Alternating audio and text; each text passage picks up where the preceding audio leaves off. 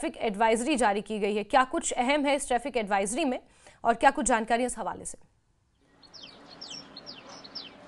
बिल्कुल जास्मीन, देखिए जैसे आपने मौसम खराब होने की बात की, एमईटी ने जो प्रेडिक्शन की थी कि 1 तारीख से लेके 4 मार्च के बीच में जो है मौसम खराब रहेगा, वेस्टर्न डिस्टर्बेंस जम्मू कश्मीर को हिट करेगा और उसमें स्नोफॉल एंड रेनफॉल होगा। लेकिन हम ज़िला रामबन में अगर अभी की बात करें तो आज से ही कल के दिन में आफ्टरनून में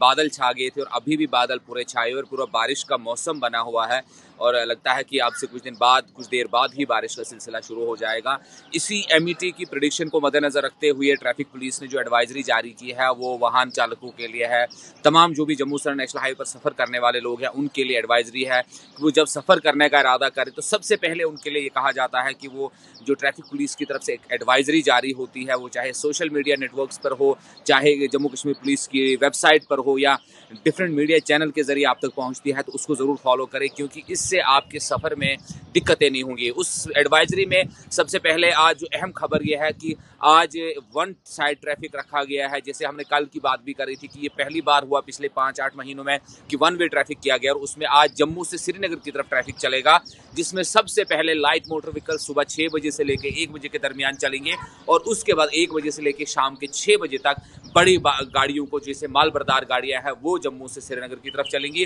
कल दिन में हमने देखा कि कश्मीर से जम्मू की तरफ ट्रैफिक आया था, लेकिन इस दौरान धलवास के पास में तकरीबन 1 से 1.5 घंटे का वक्फा लिया गया था क्योंकि वहाँ जो हम बार बार देख रहे हैं कि जो सरफेस है सड़क का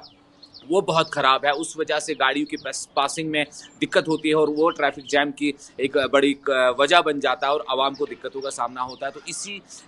तमाम सिनेरियो को मद्देनजर रखते हुए ट्रैफिक पुलिस ने आज के दिन के लिए एडवाइजरी जारी की है कि आज जम्मू से श्रीनगर की तरफ ट्रैफिक चलेगा और सुबह 6 बजे से नगरोटा और जखेनी से ट्रैफिक को रिलीज़ किया गया है, जिसे LMVs है, पैसेंजर व्हीकल्स है और प्राइवेट व्हीकल्स है और उसी पैटर्न पे आफ्टरनून में जो है बड़े वाहनों को जाने की इजाज़त दी जाएगी। एडवाइजरी में ये भी कहा गया है ट्रैफिक जो ट्रक ड्राइवर्स है या पैसेंजर व्हीकल्स है उनसे ये कहा गया कि आप तमाम जो डॉक्यूमेंट्स है वो लेकर चले ताकि रास्ते में आप लोगों को चेकिंग हो सकती है, फिस्किंग हो सकती है, तो आपकी गाड़ियों को आपके सफ़र के दौरान किसी तरह की परेशानी ना हो। क्योंकि हम जब देखते हैं कि जब ट्रैफिक जैम लगता है तो ट्रैफिक वायलेशंस होती है, तो जब ट्रैफिक पुलिस उन गाड़ियों को रोकती है तो उनके पास डॉक्यूमेंट्स नहीं होते हैं। उस डॉक्यूमेंट्स की चेकिंग के लिए जब एक गाड़ी को रोका जाता है तो पीछे 300 गाड़ियों की लाइन लग जाती है, उस वजह से भी जाम लगने का खदशा बन जाता है। तो इसीलिए ट्रैफिक पुलिस ने आवाम से कहा कि जब भी वो निकले वैलिड डॉक्यूमेंट्स लेके निकले ताकि उन्हें भी असुविधा ना हो और ट्रैफिक चालान करने का जो ट्रैफिक पुलिस ने कहा कि हमें चालान करने का शौक नहीं, लेकिन जो वायलेशन करता है उसके खिलाफ सख्ती बरती जाएगी। आवाम से यही गुजारिश है कि जब भी वो सफ़र करे तो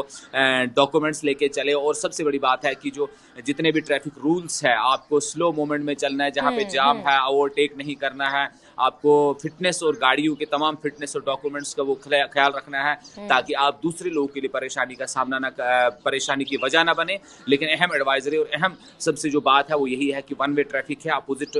ट्रैफिक में चलने की आप कोशिश न करें, उस वजह से आपको कहीं जगहों पर रोका जाएगा और आप लोगों को ही परेशानी होगी। इसलिए ट्रैफिक पुलिस जो है बार बार लोगों से गुहार लगा रही है कि आप जो है जितनी जो एडवाइजरी निकलती है उसको स्ट्रिक्टली फॉलो करें ताकि आपके सफ़र को किसी तरह की परेशानी का सामना ना हो। लेकिन मौसम को मद्देनजर रखते हुए भी आप सफ़र का इरादा जो है उसमें अपने प्लान्स चेंज कर सकते हैं क्योंकि जैसे हमने पिछले बारिशों में और बर्फबारी में देखा कि रामबन बानीहाल सेक्टर में बहुत सारी लैंडस्लाइड्स हुई, बहुत सारी जगहों पे सड़क सिंक होगी और उस वजह से कहीं कहीं दिनों तक ट्रैफिक बंद रहा और उस दौरान जो है रामबन बानीहाल और दीगर जगहों पर बहुत सारे लोग जो है वो फंसे हुए थे, उनमें बच्चे थे, बुजुर्ग थे, खवातीन थी, उन लोगों को सख्त परेशानियों का सामना करना पड़ा। इसीलिए जब आपको लगता है कि मौसम खराब होने वाला है और हाईवे की हालत से बखूबी वाकिफ है, इसलिए अपने सफ़र को पोस्टपोन कर दे। अगर कोई इमरजेंसी सूरत हाल है तभी आप सफ़र करने, वरना सफ़र करने से गुरेज करें क्योंकि आप लोगों को रास्ते में असुविधा हो सकती है। आप जानते हैं कि जम्मू से नेशनल हाईवे का